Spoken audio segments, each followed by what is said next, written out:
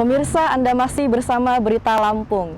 Bagi Anda yang baru bergabung, berikut Berita Lampung pilihan hari ini.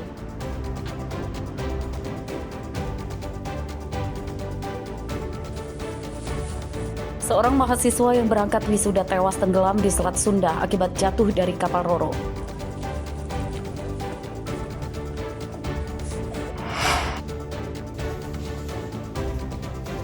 Kesal merasa dipersulit mengambil bantuan sosial. Seorang pria di Lampung Selatan ditangkap akibat membacok kepala dusun.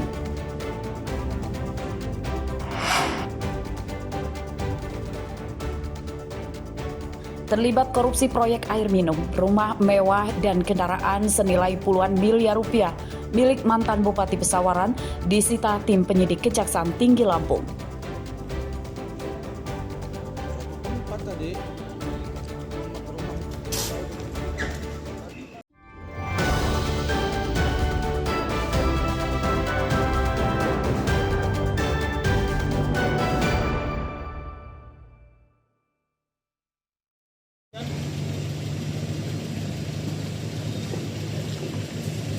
Rumah mewah berikut beberapa kendaraan milik mantan Bupati Pesawaran, Dendi Ramadona, yang terletak di Kecamatan Tanjung Karang Timur, Bandar Lampung, Rabu siang disita tim penyidik Kejaksaan Tinggi Lampung. Penyitaan dilakukan setelah tim penyidik menetapkan Dendi sebagai tersangka dalam pengusutan perkara dugaan korupsi proyek Sistem Penyediaan Air Minum atau SPAM yang bersumber dari dana alokasi khusus fisik tahun 2022. Suatu tempat tadi. Total aset tersangka yang disita lebih dari 45 miliar rupiah yang berupa rumah mewah, 4 mobil, 4 sepeda motor, uang tunai lebih dari 2,2 miliar rupiah, perhiasan hingga sertifikat tanah. Barang bukti yang disita tersebut diduga dibeli menggunakan uang dari hasil korupsi proyek tersebut. Tim penyidik telah melakukan penyitaan sebagai upaya penyelamatan keuangan negara. Adapun rincian aset yang telah berhasil dilacak dan disita antara lain sebagai berikut. 1. Kendaraan roda 4 dan roda 2 yang diduga dibeli dari hasil kejahatan. 8 unit kendaraan yang terdiri dari 4 unit kendaraan roda 4 dan 4 unit kendaraan roda 2. Estimasi perhitungan 1 miliar rupiah. 2. Uang tunai berupa rupiah dan mata uang asing pecahan 100 US dollar sebanyak 27 lembar. Estimasi perhitungan 2 miliar 273 juta 148.653 rupiah. Sebanyak 5 orang ditetapkan sebagai tersangka kasus dugaan korupsi proyek Sistem Penyediaan Air Minum atau SPAM di Kabupaten Pesawaran.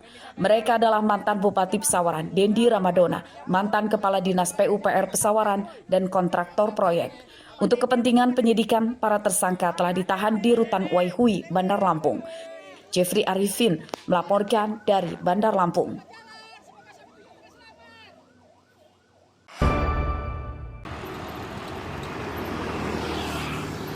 Tim penyidik kantor cabang Kejaksaan Negeri Lampung Barat di Krui, Rabu siang menetapkan Sahidi, mantan Kepala Desa Sukarame, Kecamatan Ngaras, Kabupaten Pesisir Barat, jadi tersangka korupsi dana desa. Kerugian negara lebih dari 272 juta rupiah. Dengan nyaris menangis, Sahidi menyatakan sudah mengembalikan seluruh kerugian negara itu ke petugas, namun tetap harus dipenjara. Ia pasrah dengan masalah hukum yang menjeratnya. Ya, inilah bagian dari proses hukum yang harus saya jalani. Masalah temuan kerugian negara, alhamdulillah sudah kita kembalikan. Namun inilah proses pidana inilah proses pidana yang harus kita jalankan. Sahidi merupakan kepala desa tahun 2018 hingga 2024. Penetapan Sahidi sebagai tersangka dilakukan tim penyidik setelah memeriksa 30 saksi dan mengumpulkan sejumlah barang bukti. Tersangka Sahidi terlibat korupsi pengelolaan dana desa yang diantaranya membuat kegiatan fiktif. Akibat perbuatan dari terdakwa tersangka tersebut mengakibatkan kerugian sebesar 272 bersangkutan tadi yang saya sampaikan, nilai tersebut adalah akumulasi dari 7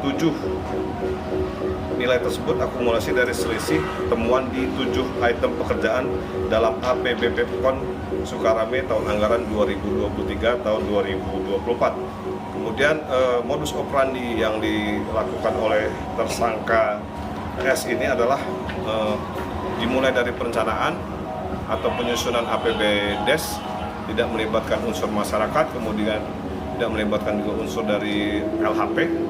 Kemudian pada saat pencairan anggaran tersebut juga dikelola sendiri oleh tersangka S ini tanpa melibatkan aparatur PON.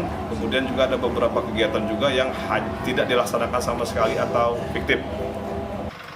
Untuk kepentingan penyidikan, tersangka ditahan di rutan kelas 2B Krui Pesisir Barat selama 20 hari ke depan. Penyidikan tersangka masih terus dikembangkan untuk menyelidiki adanya tersangka lain yang terlibat. Rosandi melaporkan dari Pesisir Barat.